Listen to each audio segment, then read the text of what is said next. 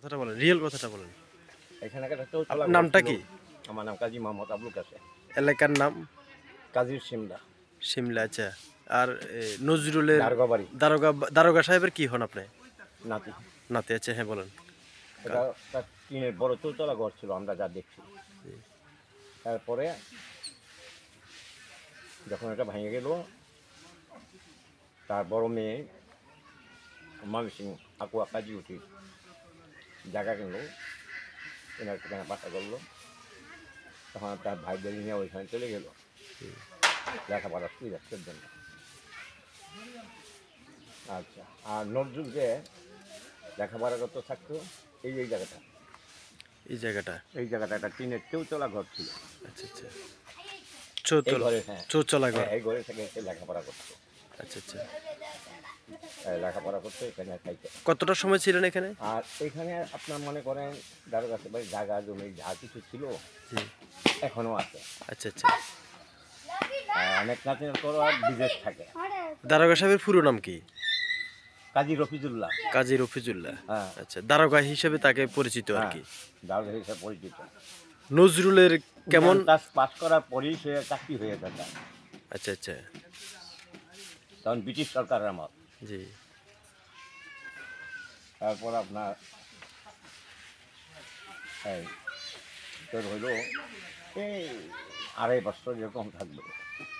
নজরুল, এটা বড় আচ্ছা, ঘটনা। আপনার যখন নানা, এইখানে একটা বড় ঘটনা, অনেক বলতে গেলে বহু সময়ের দরকার। না, মেন একবারে অদৃশ্য মানে যেটা জানে না মানুষ, ওই ঘটনা একটা দুইটা বলেন তো। আপনার নজরুলের তার একেবারে, ছোট ভাই হুম, ডাক্তার না কাজী আওয়াল হোসেন, তার ছোট ভাই করে তারে নিয়ে গেছিল আসানসোল।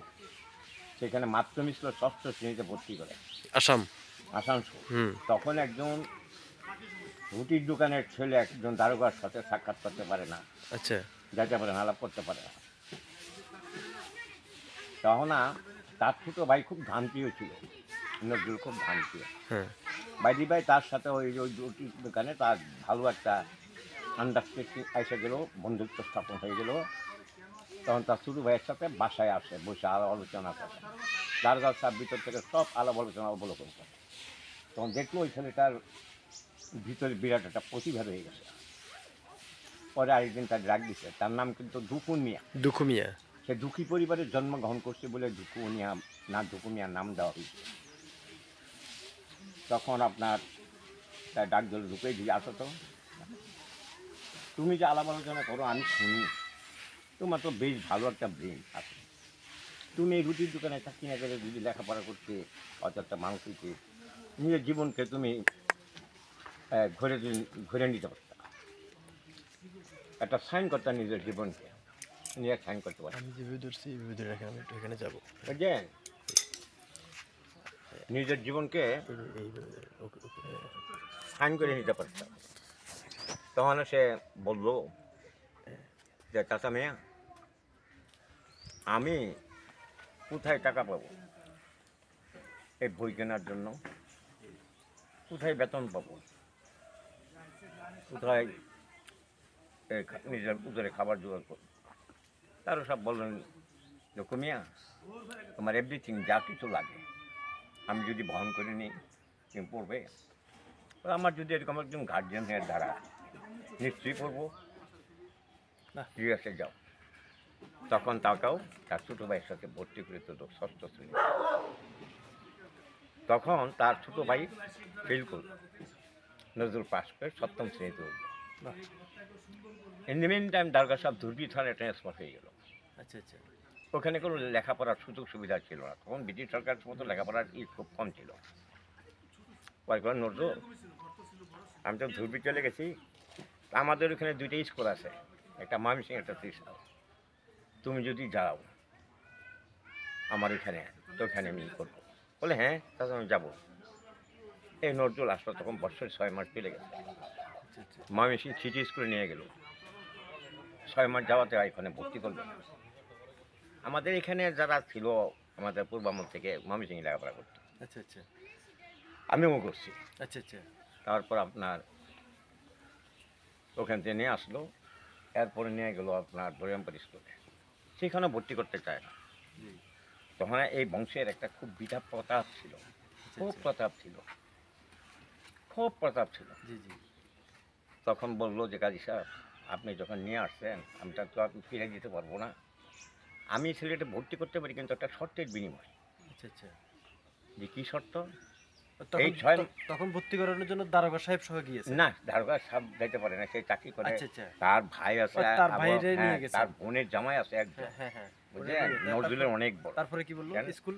তখন মাস্টার বলে শর্তের বিনিময়ে। তো কী শর্ত? যে এই ছেলে যদি শর্তের ভিতরে সই দেয় আমি করব, সেটা হলো শর্তটা, যদি সে পাশ করে তাহলে তো আমি অষ্টম শ্রেণীতে প্রমোশন দেবো, আর যদি না করে ষষ্ঠতে আমি ডিমোশন দেবো। আচ্ছা আচ্ছা। তখন এই বললো যে দুঃখু তুমি এই শর্তে রাজি আছো? কয়, আমি রাজি আছি।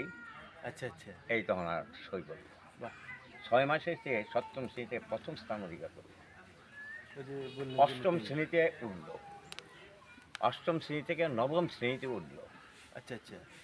এরপর তার মা খুব অসুস্থ, দারোগা সাহেব চিঠি দিল, নজরুল তোমার মা খুব অসুস্থ, তোমার মারে দেখা যাও।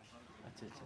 সে এইখানের উলা মেলায় তার বন্ধু বান্ধবের অনেক সমাপনী ছাত্র ছিল, উলা মেলায় বাড়ির কথা এর কথা সব কিছু ভুলে গেছে, মুহূর্তেই এই মুহূর্তেই ভুলে মানে গেছে। মায়ের কথা তখন এখানে সুখের সীমা নাই আর কি, তখন যে আমলটার কথা গান বলতেছি, বাজনা যাত্রা মানে সব কিছুইটা ভরপুর ছিল তখন, মানে আনন্দ প্রমোদে চলে গেল কেন তাহলে বলেন তো? হ্যাঁ, তারপর মায়ের দুঃখটা মাত্র ফের এখান চলে থেকে গেল। তো এখানে তো 2 বছরও ছিল না।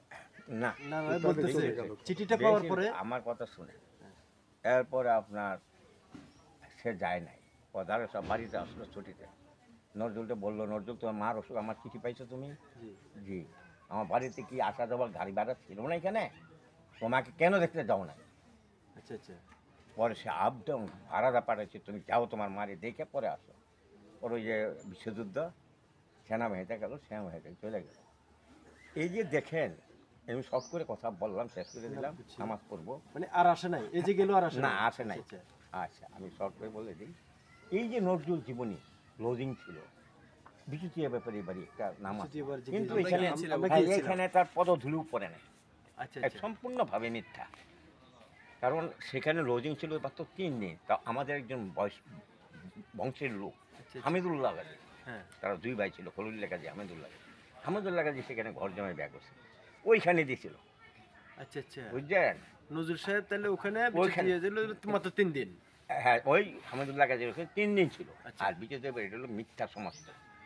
আর যে বট গাছটা ইউনিভার্সিটিতে যেখানে বসে বাঁশি বাজাইছে, জি এইটা সম্পূর্ণ মিথ্যা। নজরুল এখান থেকে যাওয়া নিম্নতম 30 বছর পরে সেই বট গাছের জন্ম নেয়। আচ্ছা, সে বাঁশি বাজাই তো, আমি যে দাঁড়াই রয়েছি এই সোজাসুজি ঢাকা রোডের ওই মোড়ায় একটা বট গাছ ছিল, সবনির পারে, আমরা মরা দেখছি। ও আচ্ছা, এই বটগাছটাকে তাহলে ওখানে রূপান্তরিত করছে? হ্যাঁ, রোমাঞ্চিত করছে। শুনে না, আমার মুখের কথা না, নজরুল জীবনীটা পূর্ণাঙ্গই মিথ্যা, সেটা আমার মুখের কথা না, আমার আপন ফুপা আচ্ছা, আবুল আচ্ছা। কালাম শামসুদ্দিন, সাহিত্যিক আবুল কালাম শামসুদ্দিন, সে হ্যাঁ, minister আবুল ছিল। কালাম শামসুদ্দিন আপনার? আপন ফুপা। তাই? আচ্ছা হ্যাঁ। আচ্ছা। তো আচ্ছা। আপনি হলে তো এই যে তখন সে দারোগা- এই কথাটা বলল, এটা আমার বিয়ের পরিমার ধাবাতে সে আসছিল, তখন এই কথাটা বলছে, ঠিক এই জায়গাটার মধ্যে বসে।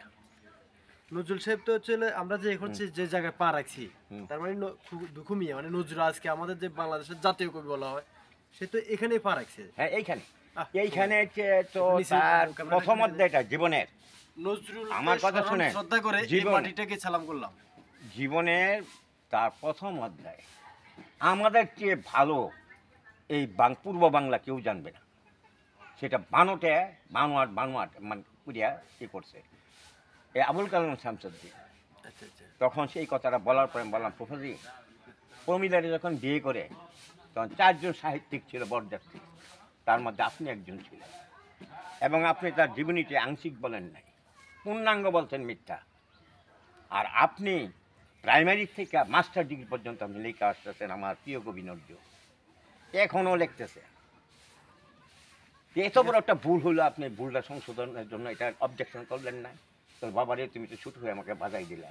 তখন বললো যে শোনো, একটা ভালো মানুষকে কুড়ে তোলা হয়েছে চুর বললে, সবাই সাক্ষী দিছে চুর, ভালো মানুষের চুর হয়ে বাড়িছে। আর সত্যিকার একটা চুরকে কুড়ে তোলা হয়েছে, সবাই সাক্ষী দিয়েছে লোকটা ভালো। একটুও ভালো পারি এখানে আর কোনো কিছু করা যাবে না। অনেক অনেক আমি ধন্যবাদ। যাই না, আমাদের সময় হয়েছে।